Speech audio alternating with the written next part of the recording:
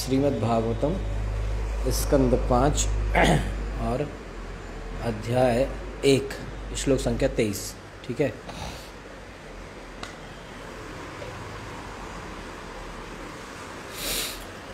तेईस से 35 तक है प्रियव्रत महाराज का रूल, उन्होंने जो शासन किया, उनके वंशज और उनके द्वारा की गई एक्टिविटीज़।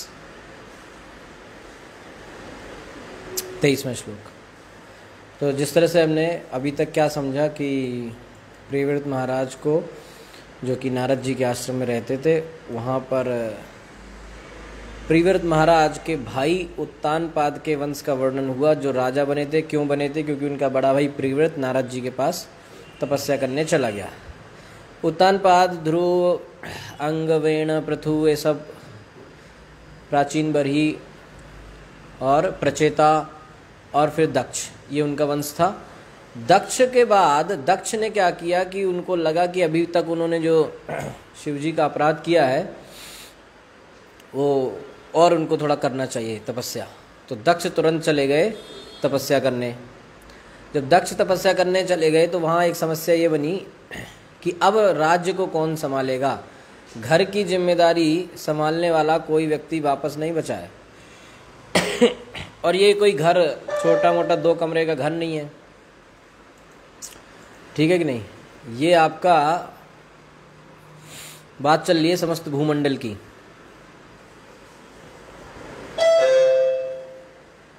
समस्त भूमंडल में माने कि सारे लोक, सारे द्वीप, सारे ब्रह्मांड की बात चल रही है। उसके राजा थे तो इतनी बड़ी जिम्मेदारी स्वयंभू मनु के पास थी, तो अब कौन उसको देखे। तो स्वयंभू मनु के ऊपर ये बात आई, क्योंकि जब कोई नहीं है तो फिर घर के मुखिया को देखना पड़ता है अब किसको जिम्मेदारी दी जाए। तो वो आए, उन्होंने कहा ये दक्ष तो चले गए। दक्ष गए तो लंबे समय के लिए गए हैं, इनको आइडिया होगा, क्योंकि तपस्या करने वाले सुने होंगे, लेकिन ऐसी तपस्या दक्ष ने करी कि 3 मनवंतर निकल गए। ये प्रथम मनवंतर की बात चल रही है। द्वितीय स्वारोचिष मनु वाला चला गया, फिर 3 और चले गए। 6वें में आएंगे दक्ष जी, यानी 4 मनवंतर निकल गए भाई। तो प्रियव्रत महाराज को समझाने आए स्वयंभू मनु, जो कि उनके पिता हैं, कि भाई ऐसा है, अब थोड़ा भक्ति उक्ति छोड़ो और आप गृहस्थी आश्रम में आ जाओ। तो इन्होंने कहा नहीं, हमारा मतलब ये थोड़ा कंफ्यूज है, क्या करें क्या ना करें। नारद जी का सुना है कि भक्त बनाते हैं, यानी कि सन्यासी बनाते हैं। नारद जी के आश्रम से कोई निकाल के ले जाए, ये नहीं सुना था। तो स्वयंभू मनु ने जब इस तरह से कहा कि आप गृहस्थी में भी भक्ति कर सकते हो, तो ये नहीं मान रहे थे। तो फिर उनके दादाजी आ गए, ब्रह्मा जी। तो ब्रह्मा जी आए, उन्होंने समझाया कि ये मेरी इच्छा नहीं है, बल्कि भगवत इच्छा है। कृष्ण इच्छा भी यही है कि आप राज्य को संभालें, क्योंकि कृष्ण चाहते हैं कि सृष्टि हो। और मेरा ये आशीर्वाद है कि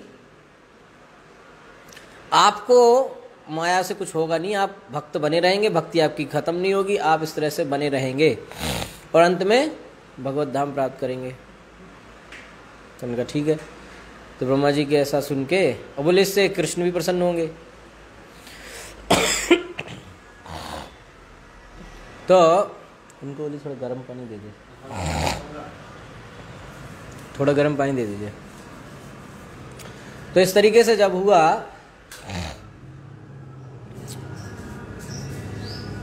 तब अब बात ये आई कि ब्रह्मा जी ने तो कह दिया प्रियव्रत महाराज राजा बनने के लिए तैयार हो गए, ये अपना गृहस्थ बने। तो वो गृहस्थ बनने के बाद इन्होंने क्या किया, किस तरह से इन्होंने एक्टिविटीज़ करी, किस तरह से भगवान की भक्ति करी, या जो भी है, कैसे ये भगवत धाम गए। क्योंकि पहला प्रश्न परीक्षित महाराज ने सुखदेव गोस्वामी से पूछा था कि ये बताइए कि आप कह रहे हो कि एक ब्रह्मचारी था, पूरा सब छोड़ छाड़ के वो अपना भक्ति में लीन था, वो गृहस्थ बन गया, कैसे गृहस्थ बन गया, है ना। तो गृहस्थ कैसे बन गया, तो ये अभी तक का वर्णन था कि ऐसे गृहस्थ बन गया। दूसरा प्रश्न था कि गृहस्थ, आप ये भी कह रहे हो कि गृहस्थ बन गया और गृहस्थ बनने के बाद वो भगवान की प्राप्ति भी किया। ये दोनों दो बातें कॉन्फ्लिक्ट हो रहा है यहाँ पर, कि एक ब्रह्मचारी पहले तो वो नारद जी का शिष्य छोड़ के गृहस्थ बने, ये एक थोड़ी समझ में नहीं आ रही। दूसरा वो गृहस्थ वाला भगवत धाम जा रहा है, ये भी समझ में नहीं आ रहा है कि आप करोगे उसने भोग संपत्ति वैभव राज्य सब जो है भोग किया और अंत में भगवत धाम गया। कैसे? तो अब दूसरे प्रश्न का उत्तर हो रहा है कि भगवत धाम गया कैसे। तो यहां से 23 से 35 श्लोक तक, हिलाओ नहीं गिर जाएगा, ठीक है, 23 से 23 to 35 ये बात चलेगी इनके बारे में। तो 23वें श्लोक में ये आएगा कि प्रियव्रत महाराज ने जो इनके राज्य करने का एक है ना, एक होती है ना, जैसे राजा जो बनता है, प्रधानमंत्री, राष्ट्रपति, वो कहता है हम इस विचारधारा के लोग हैं, हम कम्युनिस्ट विचारधारा, हम बहुजन विचारधारा, ये तो इनकी क्या विचारधारा थी, ये किस आदर्श को लेके राज्य किए। तो 5वें स्कंद में जैसे बताया कि बहुत सारे श्लोक गद्य के फॉर्म में है, जैसे श्लोक होते हैं ना पद्य के फॉर्म में गा सकते हो। 5वां स्कंद ऐसा विशेष है, इसमें बस कहानी सी है ना। तो 23वां श्लोक देख सकते इसमें, इति हवावसा जगति पतिरीश्वरेश्याधिनिवेशित कर्माधिकारोखिल जगदबंधध्वंसन परानुभावस्य भगवत आदिपुरुषस्यांघ्रि युगलानवरत ध्यानुभावेन परिरिन्दित कषायाशायो वदातोपि मानवर्धनो महतां महीतलम अनुशशास।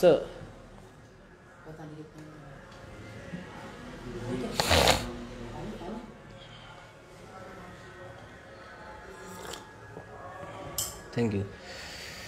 इति इस प्रकार ह वाव निसंदेह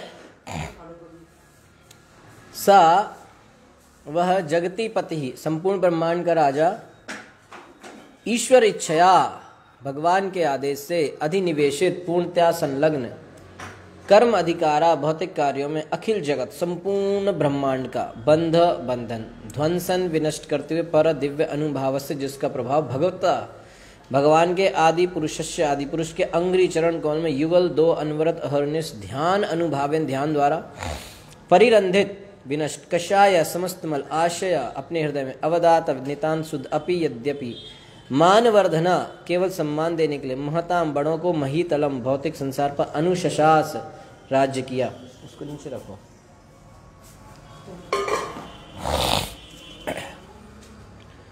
अनुवाद एवं तात्पर्य कृष्ण कृपा श्री मूर्ति अवय चरणारविंद भक्तिवेदांत गोस्वामी महाराज श्रील प्रभुपाद जी के द्वारा।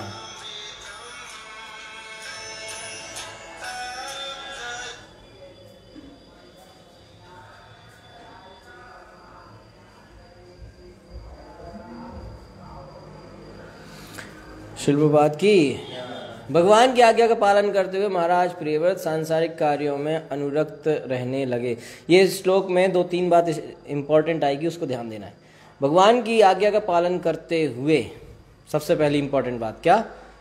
ईश्वर इच्छया। भगवान की आज्ञा का पालन करते हुए ईश्वर इच्छया शब्द क्या आ रहा है श्लोक में? ईश्वर इच्छया, यानी जो किया ईश्वर इच्छा से किया, जो भगवान की आज्ञा का पालन करते हुए महाराज प्रियव्रत सांसारिक कार्यों में अनुरक्त रहने लगे, किंतु उन्हें सदैव भगवान के उन चरण कमलों का ध्यान बना रहा। नंबर 2, ऐसा नहीं कि वो प्रभु जी अब तो आप तो जानते हो हम तो बिजी हैं, तो अब कहाँ कर पाएंगे, मंदिर कहाँ आ पाएंगे, ये ऐसा नहीं बोलने है ना।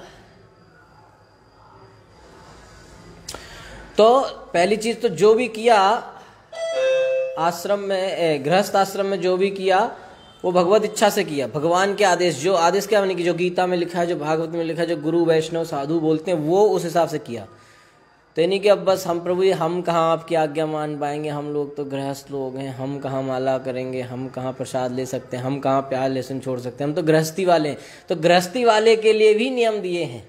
तो भगवान की आज्ञा का पालन करते हुए सदैव भगवान के चरण कमलों का ध्यान बना रहा, जो समस्त भौतिक आसक्ति से मुक्ति दिलाने वाले हैं। क्योंकि गृहस्थ को इसीलिए बेकार कह रहे थे कि दुख माने डरते हैं लोग कि भाई इसमें भौतिक आसक्ति हो जाएगी, बंधन बन जाएगा। तो बंधन बनाएगा तब ना जब आप बंधन बनने दोगे। कंप्यूटर में वायरस तब आएगा जब एंटीवायरस नहीं होगा।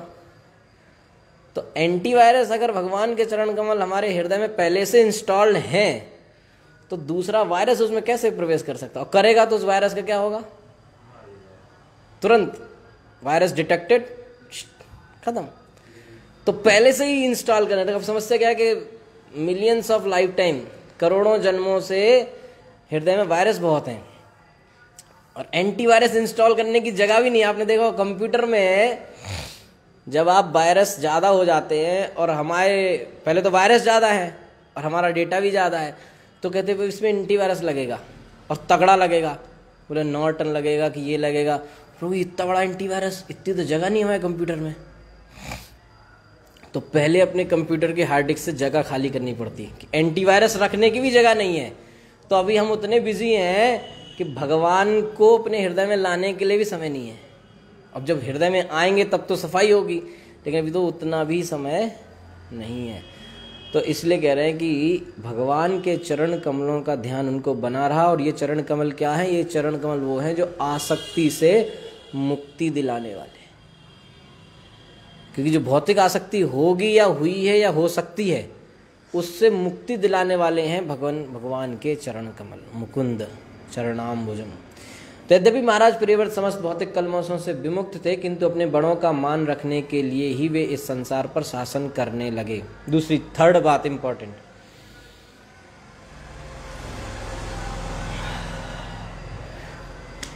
क्या है थर्ड इंपॉर्टेंट बात?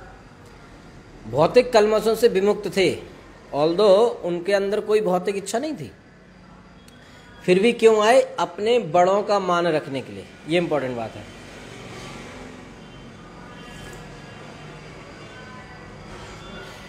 तो बड़े क्या बोले कि गृहस्थी में आ जाओ।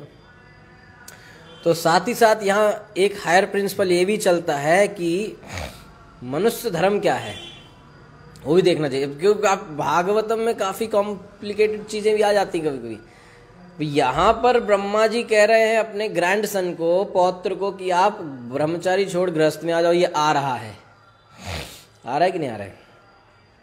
दूसरी जगह 4 अपने खुद के पुत्रों को ब्रह्मा जी ने कहा भाई तुम प्रजा करो, वो कह रहे हमें नहीं करना। निकल के बाद में ब्रह्मा जी ने उनको भी स्वीकार किया कि नहीं किया? पहले तो गुस्सा थे, गुस्सा इतने ज्यादा हुए कि उनके गुस्से से रुद्र का जन्म हो गया, लेकिन बाद में स्वीकार किया। ये कैसे पता चला कि बाद में स्वीकार किया? क्योंकि जब देवहूति के पुत्रियों का जहां विवाह हो रहा था, वहां ब्रह्मा जी गए आशीर्वाद देने। जब ब्रह्मा जी वहां पहुंचे तो ये 4 कुमार भी पहुंचे। तो ब्रह्मा जी बोले इनसे चलो चलो जल्दी निकलो यहाँ से। ऐसा भागवतम वर्णन है। यहाँ शादी में ब्रह्मचारी का क्या काम? शायद मन हो जाए। तो ब्रह्मा जी वहां खुद उनको अपने आसन पे, हंस पे बिठा के लेके चले, चलो चलो ज्यादा नहीं रुकना यहाँ। तो प्रभुपाद जी तात्पर्य में लिखे कि ये इसलिए कर रहे हैं ताकि ब्रह्मचारी का मन ना हो जाए। तो ब्रह्मचारी को शादी ब्याह में नहीं जाना चाहिए, क्योंकि समस्या हो जाती है। देखेगा कि यार दूल्हे को इतना सम्मान मिल रहा है, सब उसके ऊपर आरती कर रहे हैं, उसको तिलक लगा रहे हैं, घोड़े पे घूम रहा है, सब उसके सामने नाच रहे हैं, वो बैठा है। जैसे अभी क्या होता है, ब्रह्मचारी का, दास का काम क्या है? गौर निताई राधा माधव सिंहासन पे बैठे हैं और सब उनके सामने नाचते हैं कि वो हमें देख के प्रसन्न हो जाएं। तो सब अपनी तरफ से इतना अच्छा नाचते हैं कि कृष्ण मेरा नाच देख के मुझसे प्रसन्न हो जाए। और ये शादी में भी यही चलता है कि वो देखे कि मैं उसकी शादी में ऐसे नाचा था, होता नहीं होता है? और उसके साथ फोटो, सब वो सेंटर ऑफ अट्रैक्शन। हम जब त्रिवेंद्रम में प्रचार करते थे तो वहाँ एक भक्त आए थे, तो क्या नाम था उनका, एक भक्त आए थे TCS की ट्रेनिंग करने, ILP। तो वहाँ वो भक्त बोले कि प्रभु जी हम उनके TCS के बैच में एक लड़का था, वो ओपनली उसको ये पता थी अपनी समस्या। वो कहता था कि मेरे अंदर एक इच्छा है। उसने क्या इच्छा है? बोला मैं सेंटर ऑफ अट्रैक्शन बनना चाहता हूँ। यानी कि अगर शुद्ध वैष्णव भाषा में अगर कहें उसको, शास्त्र की भाषा में, तो क्या बनना चाहता है वो? कृष्ण बनना चाहता है। क्योंकि कृष्ण का मतलब है सर्वाकर्षक, जिसकी तरफ सर्व आकर्षित होते हैं और जो सबसे ज्यादा आकर्षक है। तो ऐसे कृष्ण वो बनना चाहता है। अब वो ये नहीं समझता, उसको ऐसे कहोगे तो नहीं समझेगा, क्योंकि इतना ज्यादा अंधकार में है। उससे आप कहोगे इसका तो तुम कृष्ण बनना चाहते, नहीं नहीं नहीं, कृष्ण तो भगवान है, ऐसे बोलेगा। क्योंकि वो इतना अंधकार में है कि उसे ये भी नहीं पता कि उसकी जो इच्छाएं हैं वो क्या है। जब वो सांस पड़ेगा तो लगेगा कि यार मेरे अंदर यही तो मेरा माया में आने का कारण है कि मैं कृष्ण, आकर्षण का केंद्र बनना चाहता हूं। तो बड़ों का मान रखने के लिए प्रियव्रत महाराज ने ऐसा करा, नहीं तो उन्हें कोई जरूरत नहीं थी। तो बड़े का मान रखने के लिए अब सनत कुमार ने क्यों नहीं रखा मान? तो प्रभुपाद जी, यही तो सुंदरता है प्रभुपाद जी के तात्पर्य पढ़ने का। प्रभुपाद जी वहां खुद क्वेश्चन रेज कर रहे हैं कि ये 4 कुमार, ब्रह्म संप्रदाय, रुद्र संप्रदाय, श्री संप्रदाय और चौथा कुमार संप्रदाय, इन्हीं का है ना। ये एक संप्रदाय के सबसे बड़े आचार्य हैं, सबसे ऊपर के, जिनके नाम से पूरा संप्रदाय चल रहा है। और इनका ऐसा कैसा लक्षण है कि भाई अपने पिता की नहीं बात मान रहे हैं। लोग कहते हैं ना कि भाई पिता की बात मानो, कम से कम माता पिता की पहले बात मानो, भगवान छोड़ो। तो ये कैसे आचार्य हैं आपके? तो प्रभुपाद जी ने उत्तर दिया कि अगर भगवत प्रचार करने के लिए, कृष्ण भक्ति का प्रचार, क्योंकि ब्रह्मचारी बने हैं प्रचार करने के लिए, तो कृष्ण भक्ति का प्रचार करने के लिए अगर माता पिता की भी आज्ञा का उल्लंघन करना पड़े तो चलेगा, वो प्रॉब्लम नहीं। और यहां पर क्या हो रहा है, यहां पर अब वहां कृष्ण की वो इच्छा थी कि 4 कुमार निकले, और यहां कृष्ण की इच्छा है कि प्रियव्रत महाराज आए। तो ये सिद्धांत है कि ना तो कोई ये कह सकता है कि ये गृहस्थ ही अच्छा है या ब्रह्मचारी में बनो। पॉइंट है कृष्ण की इच्छा क्या है। वैसे तो जनरल बात यही है कि किसी को मारो पीटो नहीं, अहिंसा, नॉन वायलेंस वैष्णव होते हैं, दयालु सिंपल होते हैं, किसी को मारते नहीं, किसी को दुख नहीं करते, किसी अपना कष्ट झेलेंगे लेकिन किसी को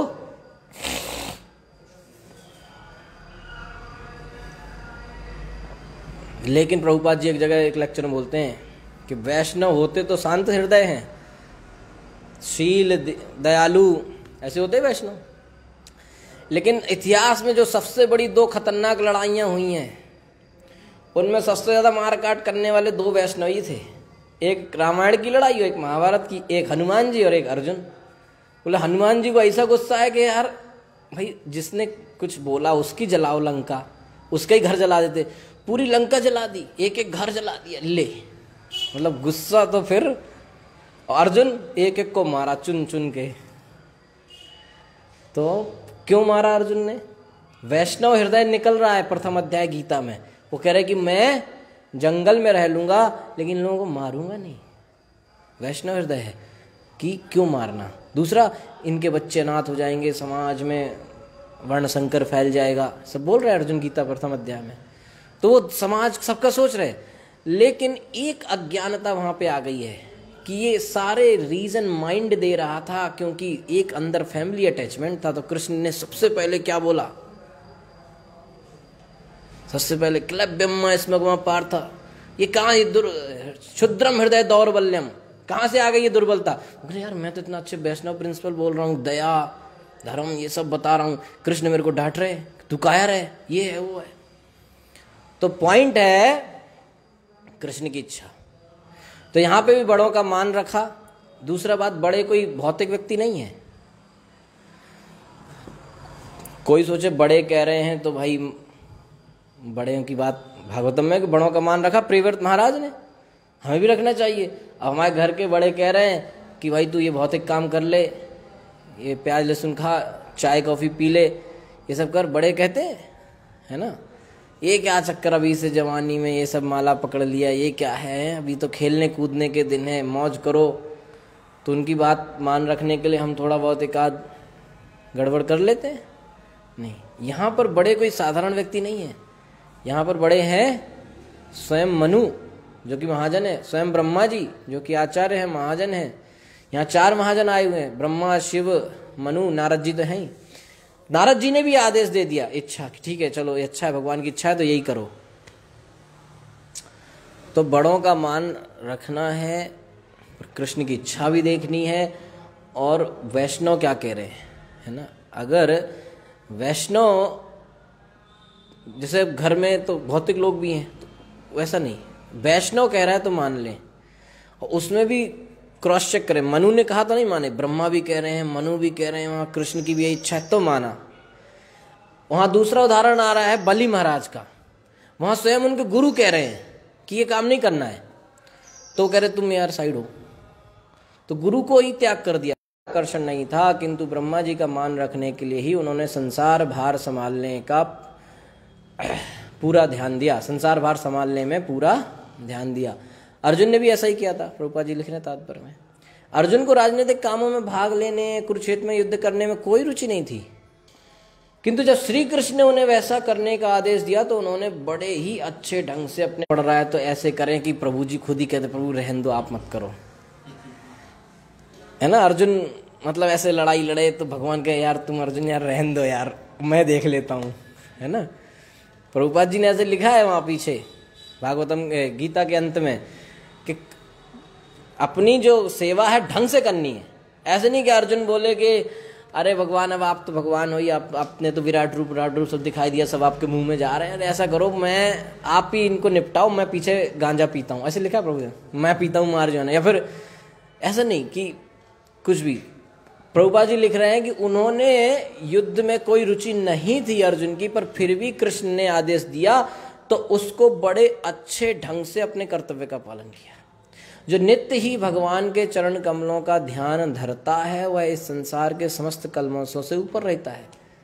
अगर भगवान के चरण कमल हमारे हृदय में स्थित हैं तो फिर कई जगह इसका प्रभुपाद जी वर्णन किए हैं कि वो भक्त देखने में लगेगा कि भौतिक कामों में बिजी है, लेकिन वास्तव में उसको संसार से परे है, 3 गुणों से ऊपर है।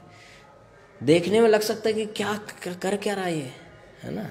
प्रभुपाद जी को देखिए, आप फ्लाइट में जाते हैं, है ना, जेट विमान में। तो कोई बोला प्रभुपाद आप जेट विमान में क्यों जाते? बोले ये भौतिक दृष्टि से जो लोग हैं ये भौतिकता बहुत तेजी से जा रहे हैं, तो इनको पकड़ने के लिए मुझे जेट विमान में ही जाना पड़ेगा। और वो कौन सी गाड़ी होती है, रॉयल्स रॉयल, है ना, तो उसमें प्रभुपाद जी चलते थे। तो किसी ने कहा अरे आप इतने बड़े सन्यासी हैं, आप विरक्त हैं, सन्यासी ऐसी शिक्षा देते हैं, आप खुद इतनी बड़ी गाड़ी में चल रहे हैं। तो प्रभुपाद जी क्या बोले हाँ ये गाड़ी मेरे लिए अच्छी नहीं है क्योंकि लोहे की है, मेरे लिए सोने की होनी चाहिए, क्योंकि मैं कृष्ण का भक्त हूँ, कृष्ण सबसे बड़े राजा हैं, तो ये कृष्ण के लिए तो और अच्छी होनी चाहिए, सोने की गाड़ी होनी चाहिए। तो बेचारा डर गया, है ना। तो जो भगवान गीता में कहे हैं कि योगी नाम अपि सर्वेशम मद गते नान्तरात्मना श्रद्धावान भजते यो माम। योगी नाम अपि सर्वेशम, समस्त प्रकार के योगियों में मद गते नान्तरात्मना श्रद्धावान भजते यो माम। भजन योग जो करने वाले हैं उनके लिए ये श्लोक सबसे खतरनाक है, क्योंकि योग समस्त प्रकार के योग में सर्वश्रेष्ठ योग है कौन सा? श्रद्धावान भजते यो माम, जो मेरा भजन माने क्या? कृष्ण की सेवा, भज धातु, डिवोशनल सर्विस, श्रवणम कीर्तनम।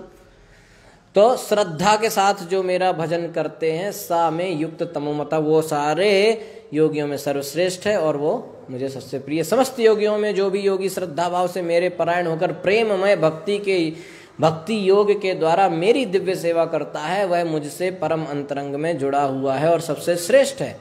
यहाँ गीता में बिल्कुल क्लियर इस चीज को समझाया गया, कोई घुमा फिरा के भी नहीं बोला है। फिर भी ऐसे लोग हैं जिनको लगता है कि नहीं भक्ति योग कुछ नहीं, अष्टांग योग करो, ये करो। यहीं पर हमें समझ में आ जाता है कि एक प्रामाणिक गुरु का जब हमें आशीर्वाद या शेल्टर मिलता है तो हम किस तरह से ग्रंथ के नॉलेज को प्रॉपर समझते हैं। नहीं तो संस्कृत वही है, पढ़ने वाले सब इसके अलग अलग अर्थ निकाल रहे हैं, लेकिन सीधा अर्थ नहीं निकाल पा रहे हैं। इसलिए महाराज प्रियव्रत मुक्त पुरुष एवं परम योगियों में से थे, फिर भी ब्रह्मा के आदेश अनुसार वे बाह्य रूप से ब्रह्मांड के शासक बने, ऊपर से शासक बने। इस प्रकार अपने गुरुजनों के प्रति सम्मान का प्रदर्शन उनका एक और असाधारण गुण था। मन, अब चूंकि गुरुजन बड़े जन कह रहे हैं कि कर लो, तो सेवा तो वो वाला किया गृहस्थी में, लेकिन मन को नहीं लगाया, मन को कृष्ण चरण में ही लगाया, तो दोनों काम हो गए, है ना। ऐसे नहीं कि अब उन्होंने कहा है तो पूरा भौतिक में, भाई आपने कही हम तो कर रहे हैं, ऐसे भी नहीं।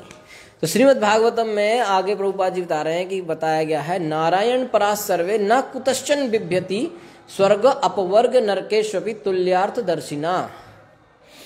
यदि भगवान की आज्ञा पालन का अवसर आता है तो वास्तविक रूप से बड़ा चढ़ा भक्त किसी प्रकार भयभीत नहीं होता।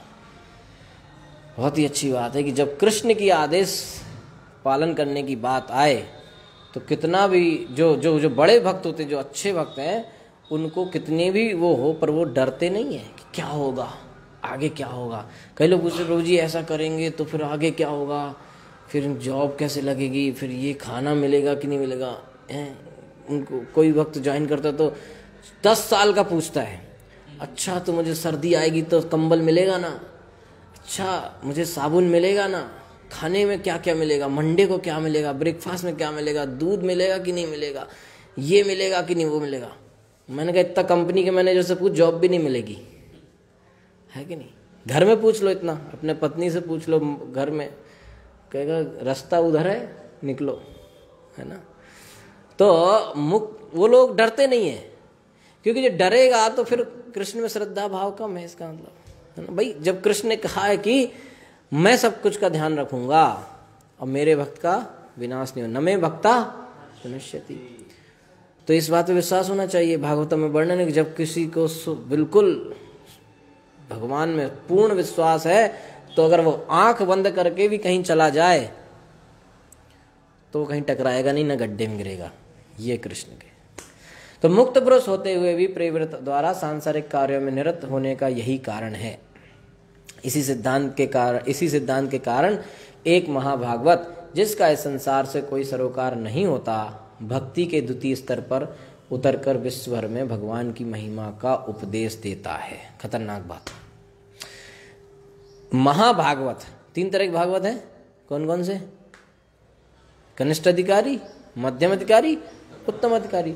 तो महाभागवत यानी उत्तम अधिकारी, प्रभुपाद जी कह रहे हैं कि इसी सिद्धांत के कारण इस संसार से उसका कोई मतलब नहीं है, लेकिन फिर भी इसी सिद्धांत के कारण भक्ति के द्वितीय स्तर पर उतरकर, प्रभुपाद जी एकदम से छोटा सा दे जाते, जैसे समझना है समझ जाओ, द्वितीय स्तर पर उतरकर विश्व भर में भगवान की महिमा का उपदेश देते। क्योंकि उत्तम अधिकारी प्रचार नहीं करता, कि उसको लगता है ये भी भक्त है।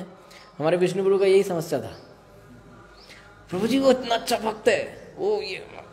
तो उत्तम अधिकारी का ये है कि वो उसको सब भक्ति दिखते हैं, तो किसको प्रचार करेगा वो? अब प्रचार करने वाले उसको बोलना पड़ेगा, भैया ये मत करो, माला करो, माला किया नहीं किया, उससे पूछना पड़ेगा। उत्तम अधिकारी सोचता है ये तो मुझसे अच्छे भक्त, इनसे पूछेंगे तो अपराध हो जाएगा।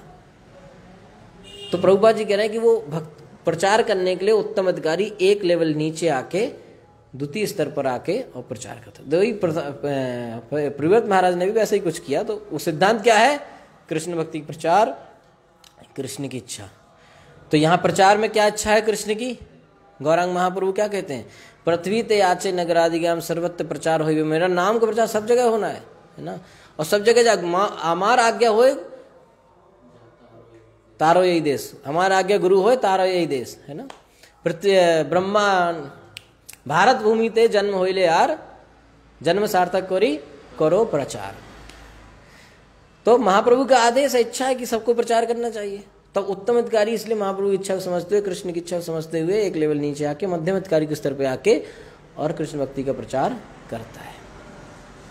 तो ये भगवान की महिमा का उपदेश पूरे विश्व में फैलाता है, और यही श्रील प्रभुपाद ने किया है। तो कई बार चूंकि प्रभुपाद जी ने इस तरह से प्रचार किया है, तो उन्होंने देखा कि कहाँ कैसी परिस्थिति थी, कहाँ कैसा समय है, कैसे लोग हैं, उस हिसाब से जो है कृष्ण भक्ति का प्रचार किया, ताकि ये लोग भक्ति में जुड़ सके। तो कई बार लोग ऐसा भी समझ लेते हैं, जो कि गलत है समझना, कि प्रभुपाद जी उत्तम अधिकारी नहीं थे, उनको इतना जानकारी नहीं था, उनको इतना ज्ञान नहीं था, इसलिए तो नहीं बताया। वही शरीर बंधन, मैं भारतीय नहीं हूँ, मैं अमेरिकन नहीं हूँ, यही बताते रह गए क्योंकि आगे का। तो ये उनकी गलत सोच है। तो कई लोग कहते प्रभुपाद जी किताब में राधा रानी के बारे में नहीं है, प्रभुपाद जी ने एक भी लेक्चर में राधा रानी के बारे में नहीं बताया, क्यों नहीं बताया? तो ये उनकी गलत सोच है। और उनको लगता है कि जो पूरा गली गली में राधे राधे कर रहे हैं वो ज़्यादा अच्छे भक्त हैं। हमारे एक वृंदावन में भक्त रहते हैं, टेर कदम में, रूप गोस्वामी जी ने जहाँ भक्ति रसामृत सिंधु लिखा, तो मैं वहाँ गया था। अक्सर हम लोग वहाँ जाते हैं नंदगांव के पास। तो टेर कदम वाले वो भक्त बोले कि आधों को तो यही नहीं पता कि राधा नाम जप करने की योग्यता क्या है ना। राधा नाम आया कहाँ से, राधा रानी आए कहाँ से, है ना। जब प्रभुपाद जी के ग्रंथ पढ़ेंगे उपदेशामृत अंतिम 3 श्लोक, तब उनको समझ आएगा कि राधा रानी की वास्तव वैल्यू क्या है। बाकी समझना है तो हमारे प्रभु जी ने पढ़ी हैं 2 किताबें, परम पूज्य भक्ति पुरुषोत्तम महाराज ने लिखी हैं 2 किताबें। तो उसको समझने के बाद लगता अच्छा हरे कृष्ण मंत्र कहाँ है, बस यही जपो और अपने जपने की योग्यता नहीं है। फिर डर लगने लगता है कि अरे कहीं अपराध ना हो जाए। तो इसलिए प्रभुपाद जी ने वही दिया जो जरूरी था, और हरे का मतलब ही है राधा। तो लोग नहीं समझ पाते हैं प्रभुपाद जी की दिव्यता, क्योंकि ये भी शास्त्र में बताया है, वैष्णवेर क्रिया मुद्रा बुझे ना बुझाए। वैष्णव किस तरह से क्रियाएं करता है समझना मुश्किल है ना। तो इसलिए ऐसा नहीं समझना चाहिए कि प्रभुपाद जी को नहीं है या इस्कॉन में ये चीज़ें नहीं है तो हमें बाहर से सीखनी पड़ेंगी, ये चीज़ तो इस्कॉन वाले नहीं सिखाते। कई लोगों की मानसिकताएं बन रही हैं, इस्कॉन माने ठीक है शुरुआत में भक्ति में जोड़ने के लिए अच्छा है और आ जाओ एक लेवल, उसके बाद आपको हमारे पास आना पड़ेगा, इस्कॉन छोड़ के हमारे पास आइए, हम आपको आगे सिखाएंगे कि आप रासलीला में कौन सी सखी हैं। तो वो इस तरह से बात करते हैं। तो जब उनको लगता है मैं ये सखी हूं, तो वो खड़े होकर नाचते हैं, आंसू गिरते हैं। तो जनरल पब्लिक सोचती है कि भक्त तो यही है, इस्कॉन वाले क्या भक्त हैं, ये तो मैनेजमेंट ही करते रहते हैं, इनको क्या आता है, नाचो गाओ। और महाप्रभु से क्या कहा गया पर बनारस में, महाप्रभु से कहा गया कि आप सन्यासी हैं, आप ये क्या नाच गाना लगा रखा है, अरे आप वेदांत पढ़ो, वेद पढ़ो। तो महाप्रभु कहते हैं हमारे गुरु ने कहा है कि मैं मूर्ख हूं, और ये जप दिया और बस कहा कि इसी को है, यही है तुम्हारे लिए। तो बोले चलो अच्छा जप करो, कीर्तन करो, नाच क्यों रहे? बोले यही तो मैं समझ रहा हूं, यही नहीं समझ पा रहा हूं कि मैं नाच क्यों रहा हूं, क्योंकि जैसे ही मैं हरे कृष्ण को बोलता हूं मेरे अंदर कुछ होता है, मैं नाचता हूं। तो अगर वास्तव में शुद्ध हरे कृष्ण का कीर्तन हमने कर लिया तो अष्ट विकार वैसे ही आ जाएंगे। लेकिन वो करें तो, क्योंकि क्या है, नयनम गलद अश्रुधारया वदनम गद गद हृदया गिरा पुलकैर निचितम बपू गदा तब नाम ग्रहणे भविष्यति। अपने घर में सब रखा है, लेकिन दूसरे के घर होता है ना, घर में चाउमीन बने कितने बच्चों को पसंद है, नहीं पता, बाहर से आएगी बहुत बढ़िया है, घर में कुछ भी बने नहीं बाहर का, तो वो उनके अंदर भर गया कि इस्कॉन में नहीं है। क्यों? इसके दो कारण हैं, एक तो फैशन और दूसरा अज्ञानता कि अपने घर में क्या क्या है। उनको अपने शास्त्र पढ़े नहीं है, प्रभुपाद सारी पुस्तक पढ़ी नहीं है, तो हमें पता ही नहीं है। हमारे आचार्यों ने कितनी ग्रंथ लिखे हैं, भानु स्वामी महाराज के कितने ग्रंथ हैं, पढ़ो आप राधा तत्व, राधा रानी की लीलाएं पढ़िए आप, भानु महाराज कितने महाराज ने ट्रांसलेट कर दिए सारे, है कि नहीं। फिर गौरगोविंद महाराज के ग्रंथ पढ़िए, है ना, पढ़ो तो आप, समय तो हो आपके पास ऊपर, लेकिन पढ़ना नहीं है तो श्रद्धा के लेवल से भी नीचे। उस दिन हम लोग क्लास सुन रहे थे, महाराज बता रहे थे वृंदावन चंद महाराज कि श्रद्धा का मतलब है कि जो शास्त्र में लिखा है वो आपको विश्वास है कि नहीं, ये शास्त्र में लिखा है जो उस पर विश्वास है कि नहीं, ये श्रद्धा है।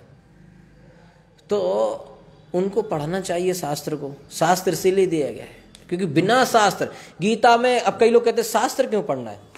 हम लोग वहां गए थे ना कीर्तन करने, तो एक माता जी मिली, बोली ये क्या है, शास्त्र वास्त्र क्या है, हम तो बचपन से हरि नाम कर रहे हैं। ठीक है, अच्छा है, लेकिन शास्त्र इसलिए तो पढ़ लें कि कहीं हमसे शास्त्र के विरुद्ध तो कुछ काम नहीं हो रहा है, इसलिए तो पढ़ लें। क्योंकि गीता में कहा है क्लियरली कि जो शास्त्र से विरुद्ध काम करेगा उसका ना इस लोक में कोई जगह है ना उधर लगा है, उसका कहां कौन से गर्त में जाएगा उसको कुछ पता नहीं है बिना शास्त्र के जानकारी के। तो जिसको पढ़ने में समझ नहीं है वो गुरु से सुने, क्योंकि बिना गुरु तो भक्ति है ही नहीं। कहीं कहते हमें गुरु की जरूरत नहीं है, हमें शास्त्र की, भाई तीन चीज तो चाहिए, गुरु साधु शास्त्र, या फिर हम कोई इतने महान भक्तों कि हम अपने आप ही आचार्य बन जाएं के लो, और वो ऐसा तो है नहीं। तो हम जो भक्ति की विधा फॉलो कर रहे हैं इसमें कोई तो प्रमाण हो, गुरु साधु शास्त्र, क्योंकि तीन ही प्रमाण है, गुरु साधु शास्त्र, और आगे तीनों से जो बीच मैच करे वो मानना चाहिए। गुरु जो बोले वो शास्त्र में मैच करता है? हमारे गुरु अष्टकम आता है शास्त्र वाला लाइन,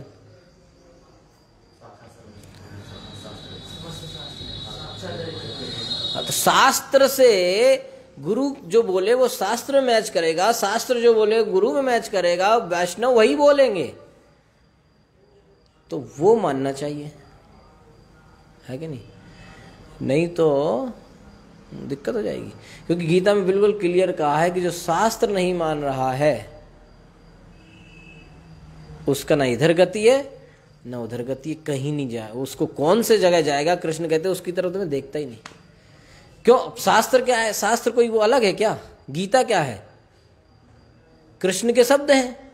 भगवत गीता भगवान का गीत, कृष्ण के शब्द हैं। और कृष्ण क्या है? दिव्य है। तो कृष्ण, प्रभुपाद का अगर बुक पढ़े तो समझ में आता है कि कृष्ण, अच्छा हमको कृष्ण तो पता है, भारत में जन्म लिए हैं तो कृष्ण के बारे में तो हमने सुना है। इस्कॉन से जुड़ने से पहले वृंदावन गए हैं, है ना? इस्कॉन से जुड़ने से पहले हम खुद पूरा टाइम राधे राधे राधे, सभी जगह ही होता है प्रभु जी। तो जब पढ़ा तब हमें को तो पता ही नहीं था कृष्ण दिव्य हैं का मतलब क्या है। तो पता चला कृष्ण दिव्य है, कृष्ण एब्सोल्यूट बोलते ना, एब्सोल्यूट ट्रुथ, कि कृष्ण, कृष्ण नाम, कृष्ण प्रसाद, कृष्ण के शब्द, कृष्ण का वस्त्र, कृष्ण की ड्रेस, कृष्ण का बिस्तर, बेड, कृष्ण से संबंधित सारी चीजें दिव्य हैं। और वो मतलब ऐसा नहीं कह सकते कि ये कृष्ण और ये कृष्ण की गीता है, कोई फर्क नहीं है। कृष्ण के शब्द में और कृष्ण में कोई फर्क नहीं है, कृष्ण के नाम और कृष्ण में कोई फर्क नहीं है। एब्सोल्यूट का यही मतलब है। तो गीता को ये ना समझे कि वो कृष्ण नहीं है, भागवत ये ना समझे, भागवत तो शास्त्र अवतार ही है, तो उनको हमें समझना चाहिए।